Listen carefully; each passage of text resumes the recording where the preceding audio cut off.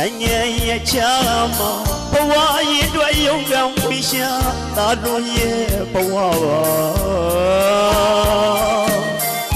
ပြောလို့လည်းမဟုတ်ပါပြောစရာလည်းနဲ့မရှိပါရင်မြင့်ချတဲ့ဘဝတွေမှာအချိန်ချင်းကြတဲ့မြေကြီးနိုင်အောင်တုတ်ပြီးကြိုးစားနေတာပြန်ကြီးလို့ပါဖြစ်ဖြစ်ရဲ့ပြန်ကြီးလို့ပါမိမိရဲ့ညီလေးကိုလေလွမ်းနေရှင်နေပါအသက်လို့ချစ်တော့ညီမလေးကိုလေလွမ်းနေပြန်ကြီးလိုက်တာရင်လေ